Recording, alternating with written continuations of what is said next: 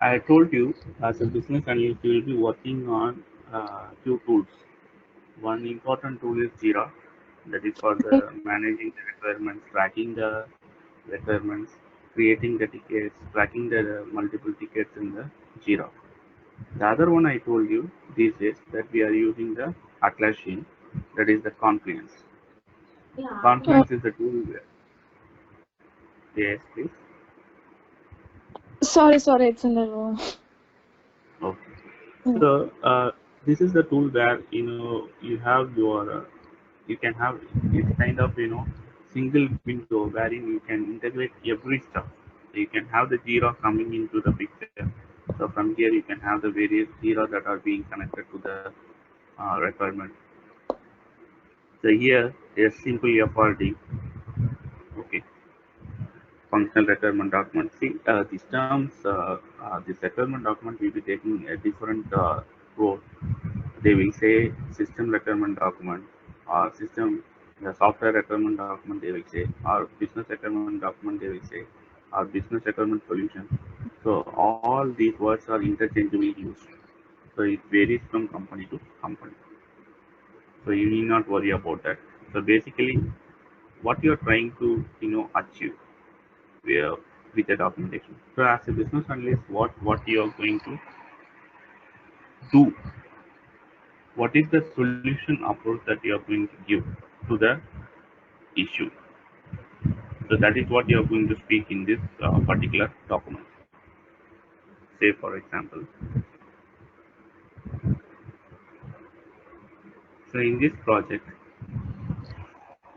what I am trying to give. So the objective of the product, you are going to state it as on the top. So what is the purpose? The purpose of this project is to create a centralized project dashboard, which will be used for say some case. Okay, those the V1 and V2 using. So what is the objective? Is to provide a centralized approach of providing a dashboard to the user. Okay.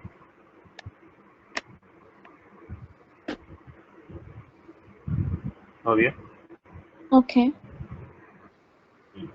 Now you are scoping out. So this is a single. So what is the so from this can you see what is the issue? So what is the issue? The issue is presently they don't have the dashboard. Right. They don't have a centralized dashboard. Now you are trying to provide the centralized dashboard. So within the centralized dashboard, what are the items that you are going to provide, or what are the actions that the user can make? So that you are going to capture as a the scope. So what the user can do, manage multiple projects, enable the user to purchase or upgrade plans, manage their credit card details, manage the profiles like email and password, manage or invite the staff. So these are the internal items that you are going to provide as a scope. So all those items that are related to the scope will be given here. So maybe the format is going to vary from company to company. So basically, your documentation will have what is the objective of the document. So that you have what is the scope of this particular project, what are the assumptions that you are going to make. So there must be the login credentials available to the user. So have a valid login credential. So if the user is allowed to make a purchase, so the self checkout must be enabled to the user. So likewise, you are trying to give what are the assumptions that are already available. So before implementing the solution, what are the systems that are to be in place in order to allow this particular new solution to be available. Okay. Then current system summary. So current system summary, why are you explaining here is, yeah, of course, if certain things are already available with the current system and if you are going to perform an enhancement to the current system, so then it would be very much required. The current system, what I am trying to say, does not have the manage multiple sites. So and user does not have a centralized dashboard. So from there you are trying to build.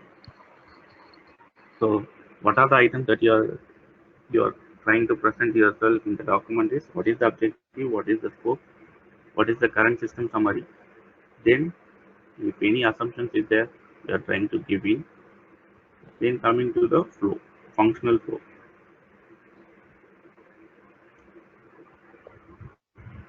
Kavya, do you know the Lucid chart that is being used in order to prepare the functional flow or any flow diagram for that matter? No.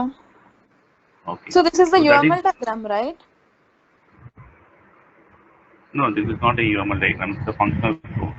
UML Oh, involves actors and then the system. yes. I don't know this. Yeah. Functional flow Okay. This is diagram. a functional flow. Yeah. Any flow diagram. You can even use Word. That is not a deal. It depends upon your company's approach. So these days, Lucid Chart has been widely used. So that's once again another tool wherein you can have very the free trial version is available. You can try your hands on here.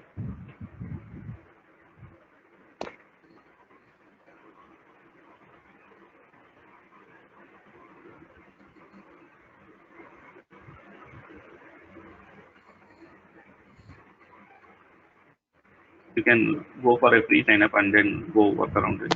It's very easy. You can Yes, on sure. easily looking into it, you can make a hands on, so make a hands dirty and then find out how they are preparing it.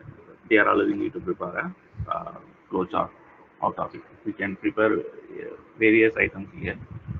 You can try out.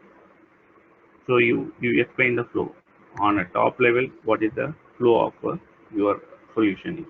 The user logs into the system and then build a blueprint. From there, he is supposed to take to the site and then create the site, manage the user profile, manage the project, and then so this very high level path the user is going to perform. If you could see here, so the one what I am searching in, so that is the path that the user is going to perform the as a data on this particular solution that you are going to provide. Then followed by a detailed level of flow, followed by a detailed level of flow.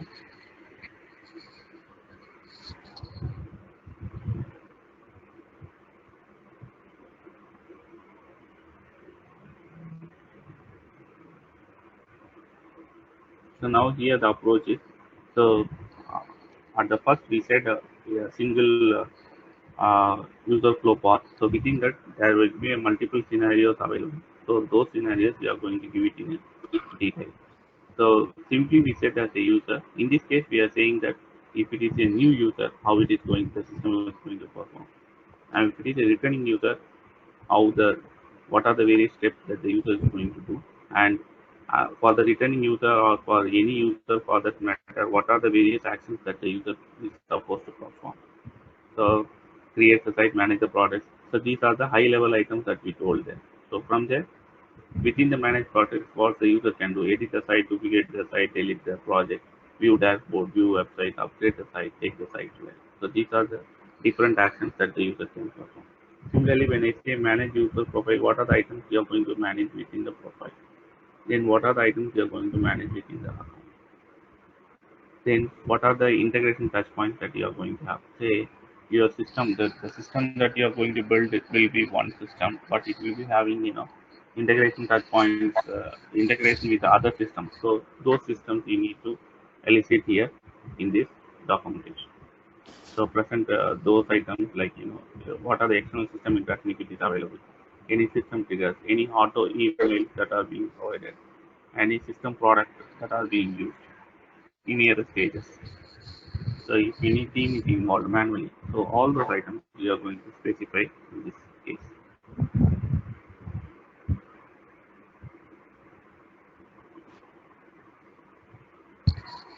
Shall I pass on to the next, Kavya?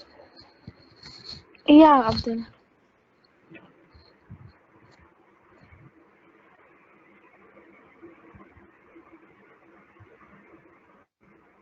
Now let's come to the case. So this is where we actually started. So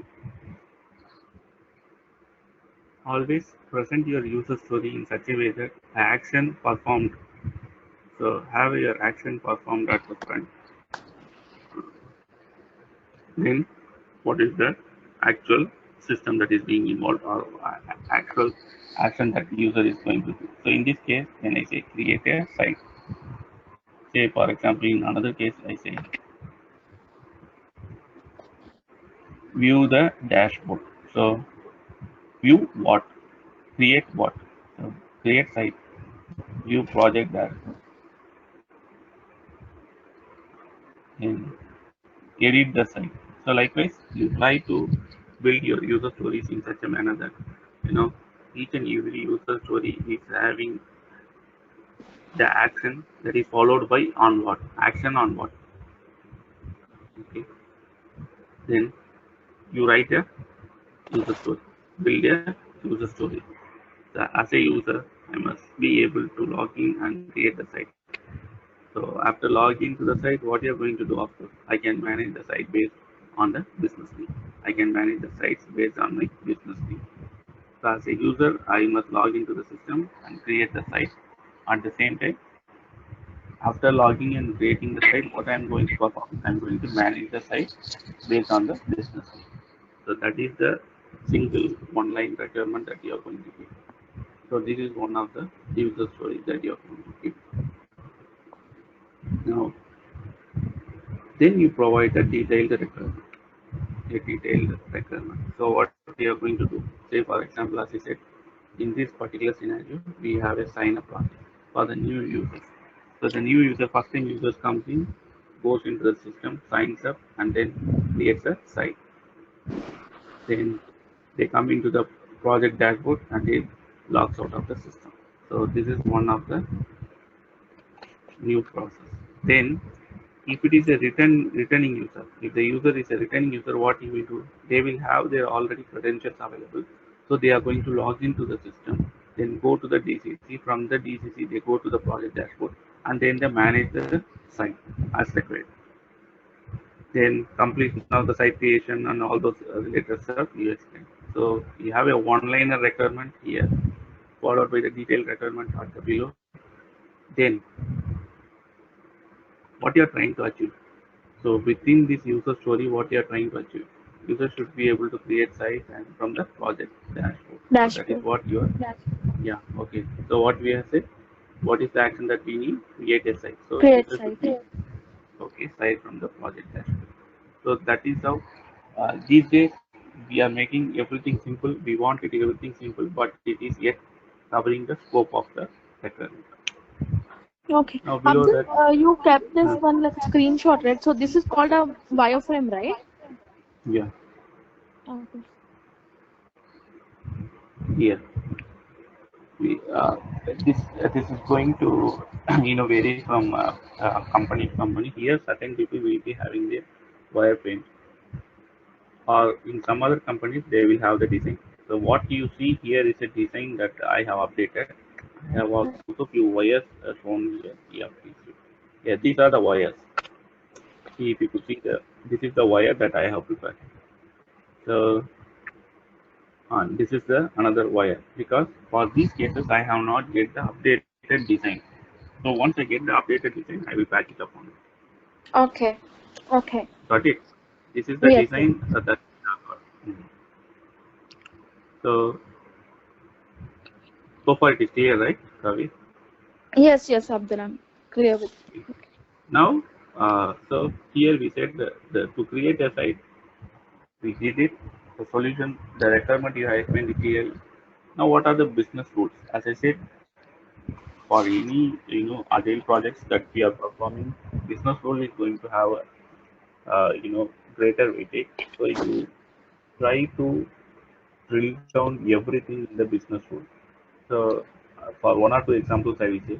So first time users after signing up should always get directed to the selection of the blueprint or template. So what I'm trying to suggest here is, in the business rule, you state all the constraints that are available. You state all the validation messages, any error messages, wherever required. If there are any exceptions occurring, then you try to handle those exceptions. So all these items you must explain in your business rule. So what I'm trying to say in the first line, are you able to understand? So first time users after sign up should always get directed to the selection of the blueprint or template selection. Yes. So uh, similarly, in the next case, I am saying always user should be directed to the project dashboard. Anytime if the blueprint is not complete and then if the user returns back, then he has to go for the injected the create site. So likewise, you elicit all the business rules in this section. Okay. Okay. So this is how a simple user